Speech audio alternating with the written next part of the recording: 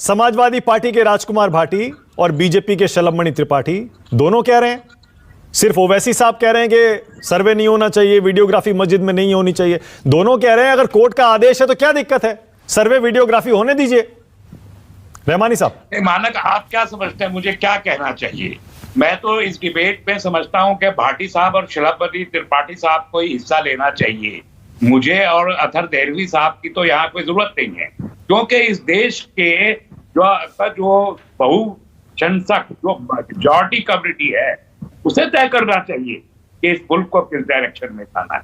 ये मुल्क historical wrongs को करेक्ट करने के नाम पर एक नई सभ्यता पैदा करना चाहती है खून खराबे की बुनियाद पर, तो करे मेजॉरिटी कम्युनिटी। मुझे कोई प्रॉब्लम नहीं है इसलिए कि मेरे पास खोने को अब कुछ बचा नहीं है, सिर्फ जान बची है। उसके लिए भी मेरे पास 20 लाख की धमकी मौजूद है कि 20 लाख का कत्लेआम होगा, जिसको कंडेम नहीं किया इस मुल्क में रूलिंग पार्टी ने कम अज कम। तो अगर 20 लाख को मुझे भरना है तो मैं तैयार हूँ। अगर 4000 मंदिरों की लिस्ट मौजूद है कि उस 4000 मस्जिद चाहिए तो एक के बाद एक उस 4000 मस्जिदों को भी जाना है, मैं तैयार हूँ उसके लिए।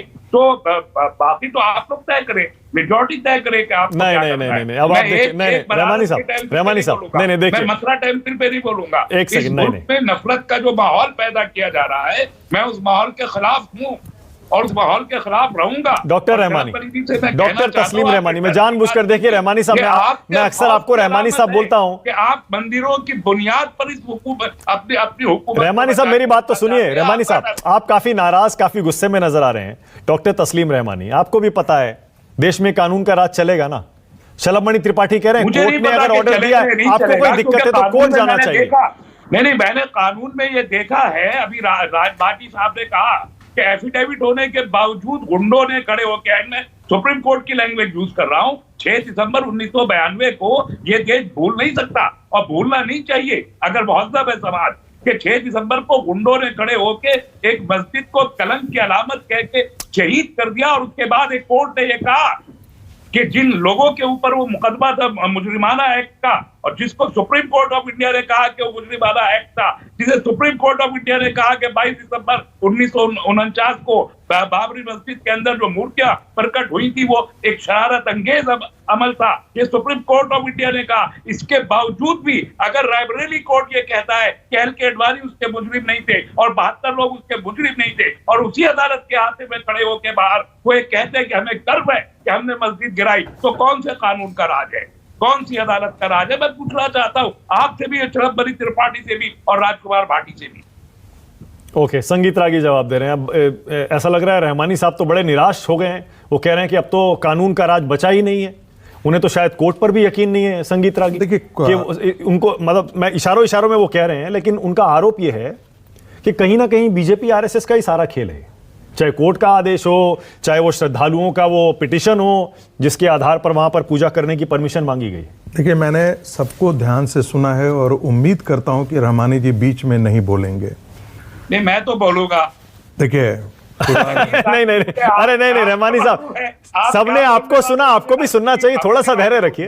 इसलिए मैं तो बोलूंगा। नहीं, ऐसे नहीं, एक एक करके मेरा फेडर डाउन कर दे।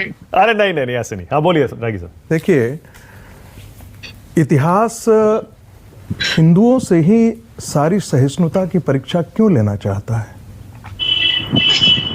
1947 में भारत का विभाजन हुआ। उस समय भारत में मुसलमानों की जनसंख्या 23% थी। पाकिस्तान बना, 35% जमीन मुसलमानों को दी गई। उसमें से 14% मुसलमान पाकिस्तान के अंदर रहे और 9% मुसलमान भारत में पुनः रह गए। आज वो आंकड़ा 18% के आसपास है। यदि आपको इतना ही विक्टिमहुड खेलना है और आपको लगता है कि इस देश में ऐसा ही हुआ है, तो मैं फिर कहता हूं ना, कॉन्स्टिट्यूएंट असेंबली में सरदार पटेल ने कहा था आप पाकिस्तान चले जाइए। लेकिन आपके लिए आपकी आस्था बहुत महत्वपूर्ण है, लेकिन आप में इतनी कायरता है, आप में कहने की हिम्मत नहीं है कि हिंदुओं के मंदिर पर जो मस्जिद खड़ी की गई है, इतने सारे हिंदुओं के मंदिरों को ध्वस्त किया गया है, तोड़ा गया है। अरे ये तो हिंदू समाज की उदारता है जो इन मस्जिदों को बर्दाश्त किए हुए, 1000 साल से इस मुल्क पे उनको विक्टिम। अगर मैं तो कह रहा हूं हिंदुओं का खून खोलना चाहिए इस मुद्दे पर। ऐसी बात मत करिए। नहीं, वो गलत विक्टिम, वो बात कर रहे हैं। नहीं, वो गलत, उनको रोकिए फिर।